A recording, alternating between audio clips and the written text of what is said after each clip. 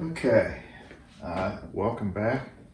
I wanted to discuss a problem that I've been having with some prints. I've got a couple examples here to show you.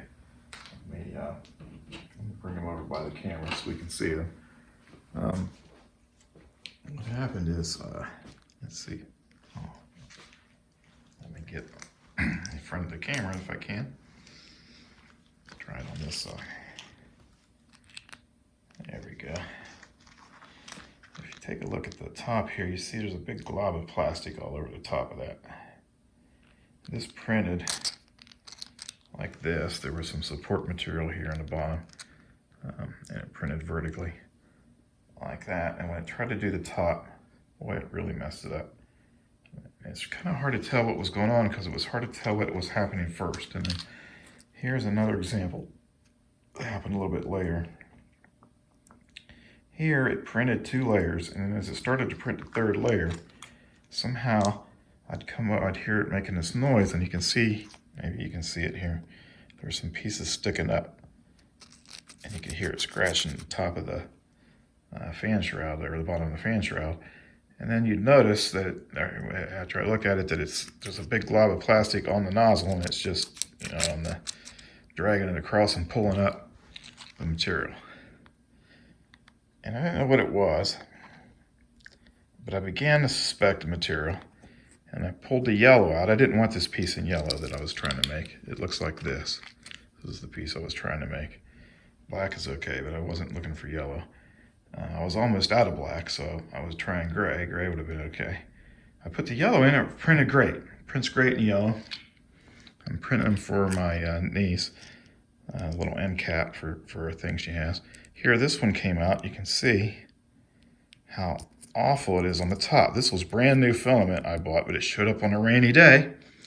And I think my problem is I have wet filament. After doing a little Googling on the internet, looking at some blogs, I think wet filament is my issue. So there's a few solutions. You can put it in an oven and you can dry it out. A lot of people use food dehydrators. There's a little $30 food dehydrator you can put a couple spools in. That works out pretty good. There's some people, you have to do a little modification, I guess, to fit the spools, or to make it work properly, whatever, because there's shells in it. I'm not sure how difficult that is. I really never had one of those.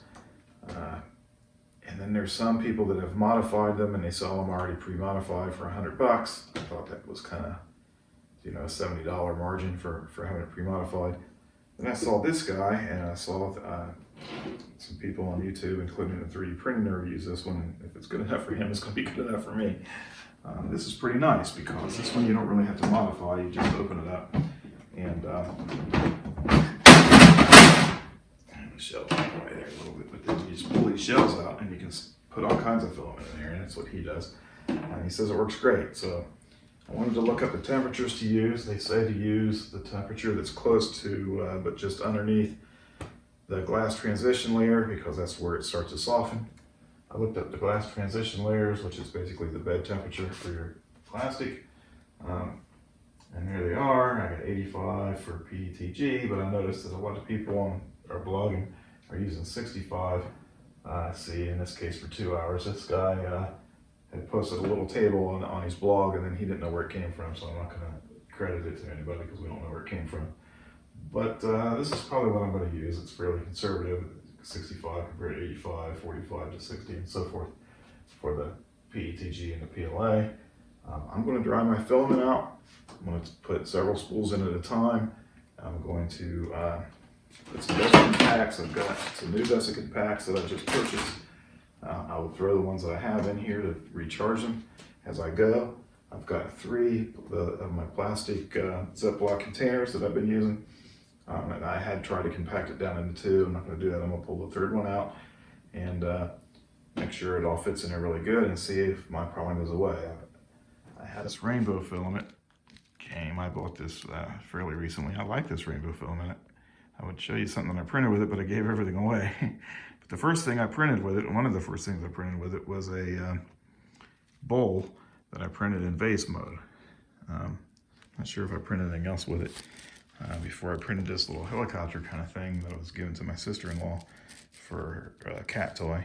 And I gave the bowl away the day I made it because some friends came over and I gave it to one of my friends. So didn't have a chance to show this on YouTube, but the second thing I printed with this was, or at least the last thing I printed with this was that helicopter, and it just came apart. Not only did it have a problem on the top layer, because the top layer came apart or some part of the plastic didn't stay on the part as it was printing. So by the time it got to the end of the print, there's this glob of plastic and it kind of wiped off the top of the top layer. And so part of the top layer was actually missing. But the part was still mostly whole and it seemed like it would work, but you know, with just a little bit of handling, it started to come apart in your hands and there was no layer adhesion, which is another one of the issues that people talk about. Has to do with moisture. So I'm hoping that's what my problem is. If not, it might have something to do with my nozzle change. I don't think it's really the nozzle change though, because I've had some pretty good prints with the nozzle. So I don't think it's the nozzle. I think it's my filament. So we're going to find out. I'm going to turn this thing on for a few hours and we'll see how that goes. I'm not sure how important it is, but it says to let it run for about a half an hour to dry out everything inside, or to heat it up the first time, and it says it might make odor or something the first time it heats up. It's not making any odor. It's been running for a couple minutes, but it says running for about a half an hour, so I'm going to go ahead and run it for half an hour before I put all this filament in there and see how much of it I can get in there. Okay, I've got it all in here, and all the big rolls anyway. Now I'm going to fire it up for 4 hours at 113. Temperature here, temperature down to 113.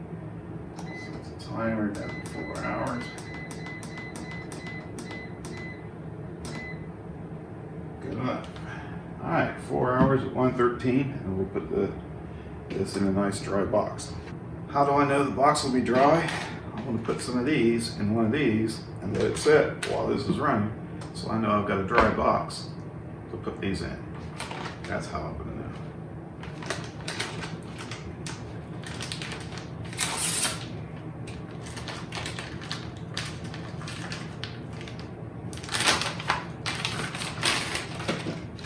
These are color coded. They're orange or yellow. I'm going to call it yellow until they get waterlogged and then they turn green. If they turn green, you got to recharge them. Put all of those in there. Oh, what the hell? Put all 6 of them in.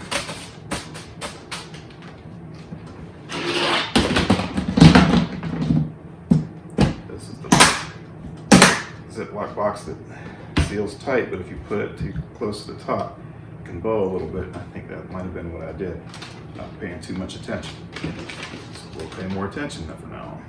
This thing's had enough time to run, had enough time to stop and slow down, and cool down, I should say. So it's no longer 158 degrees inside.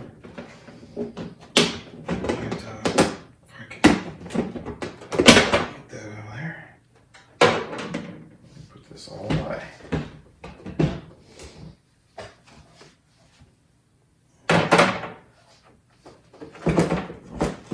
Probably the first thing I want to do is test this rainbow PLA out. So I'll be using that right away.